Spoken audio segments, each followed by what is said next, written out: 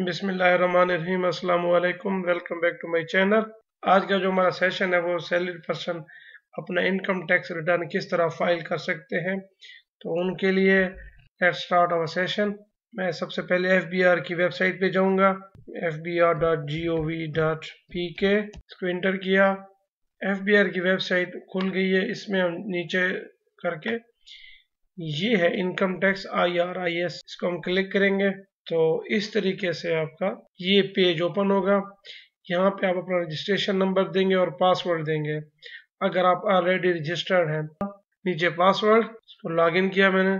Login करने के बाद इस तरह का पेज हमारे पास खुल गया है। उसके बाद हम जाएंगे यहाँ पे डिक्लेरेशन पे, इसको मैंने क्लिक किया। इसमें जाके मैंने salary return for the individuals, चूंकि ये जो आज का सेशन है हमारा सैलरीड पर्सन के लिए, इसको क्लिक किया तो इस तरीके से हमारा ये पेज खुल गया। तो ये देखिए सिलेक्ट पीरियड, तो मैं इस पीरियड को सिलेक्ट करूंगा। यहाँ से पीरियड सिलेक्ट किया तो यहाँ से जो मैं लिखूंगा इनकम फ्रॉम माय सैलरी, जो मेरी सैलरी की इनकम है वो मैं लिखूंगा टोटल इनकम।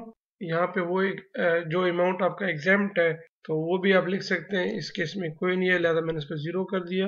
अलाउंसेस वगैरह अगर आपने मेंशन करनी है तो वो सारी चीज़ें आप मेंशन कर सकते हैं। यहाँ पे मेंशन करने के बाद मैंने इसको सेव करना होता है। सेव किया, उसके बाद कैलकुलेट किया, ये आ गया आपकी total income amount subject to the normal tax. ये खुद ब खुद उसने कैलकुलेट कर लिया है। सो अगला स्टेप है हमारे पास, हम आएंगे टैक्स चार्जेबल और पेमेंट्स। जब हम टैक्स रिचार्जेबल पेमेंट को क्लिक करेंगे उसके बाद हम एडजस्टेबल टैक्स में आएंगे। तो एडजस्टेबल टैक्स में सबसे पहले हम देख सकते हैं सैलरी ऑफ द एम्प्लॉय, जो आपकी सैलरी में जितना टैक्स डिटेक्ट हुआ उसको आप मेंशन करेंगे। ये मैंने मेंशन कर दिया।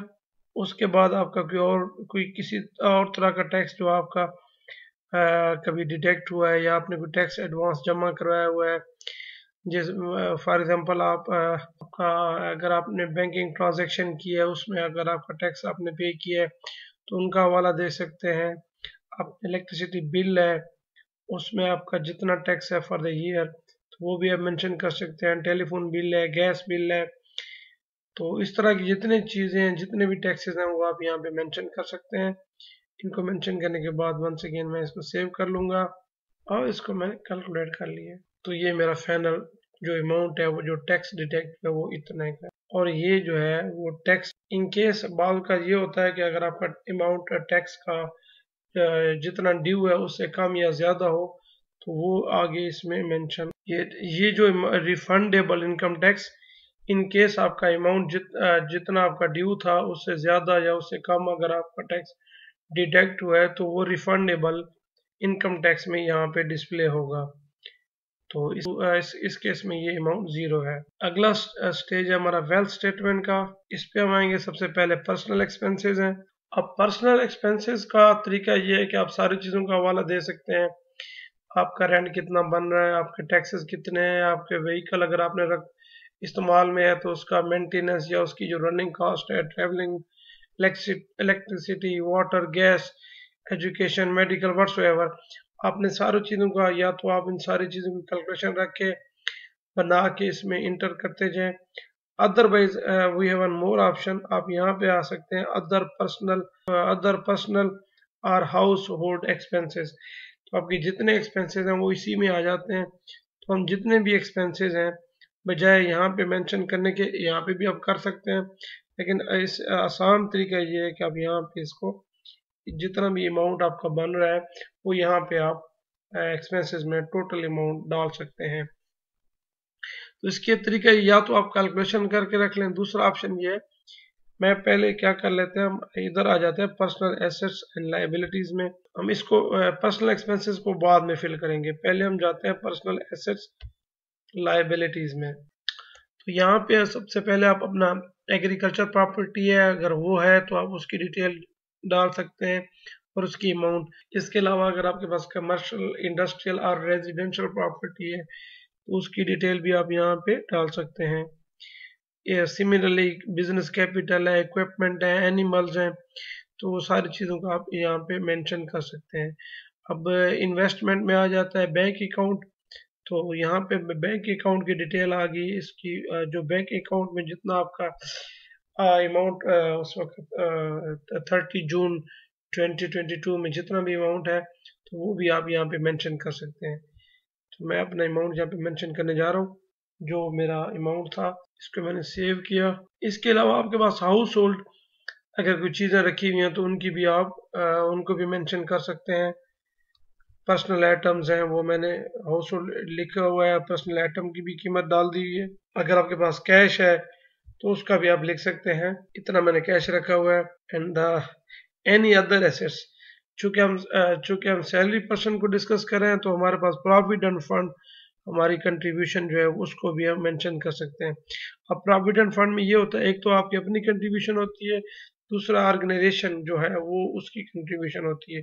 तो हम अपनी कंट्रीब्यूशन का हवाला देंगे, तो I am going to write that. ये मैंने लिखा, उसको मैंने सेव किया और आखिर में हम जाएंगे।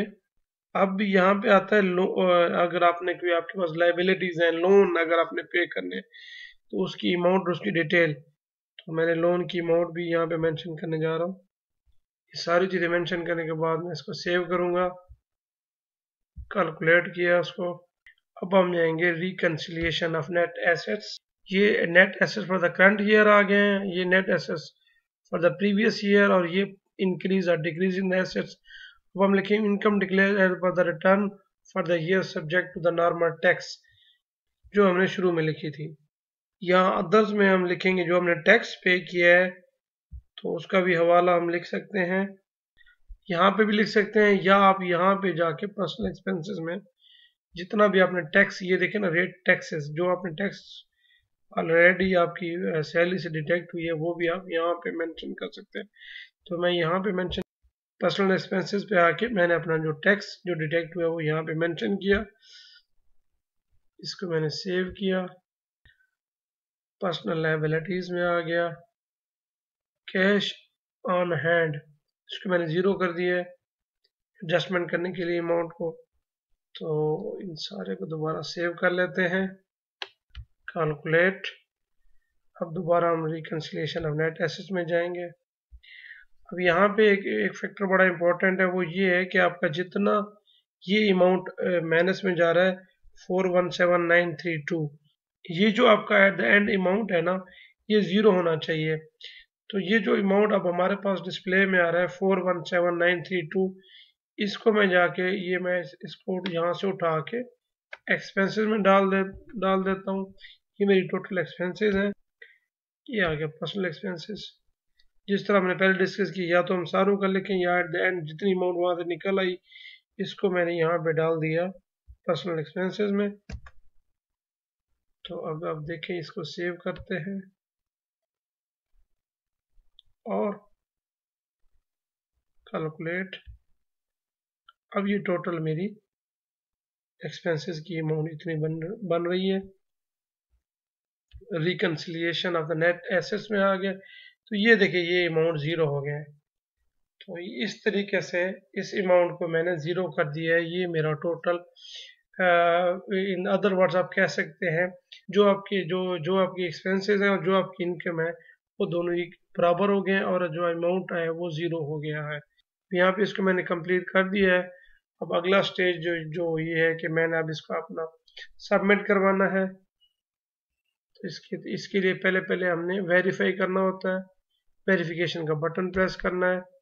वेरीफाई किया, इसके लिए आपके पास ऑलरेडी पिन कोड होगा, आपने पिन कोड डालना है, वेरीफाई पिन कर देना है, उसके बाद आपने सबमिट करना है। तो इस तरीके से आपका जो इनकम टैक्स रिटर्न है वो सबमिट हो गया है। So this is very simple. और ये था हमारा आज का सेशन। होपफुली ये सेशन आपके लिए काफ़ी फ़ायदेमंद होगा। अगर आपको ये वीडियो अच्छी लगी है तो प्लीज़ लाइक, शेयर और सब्सक्राइब कीजिएगा।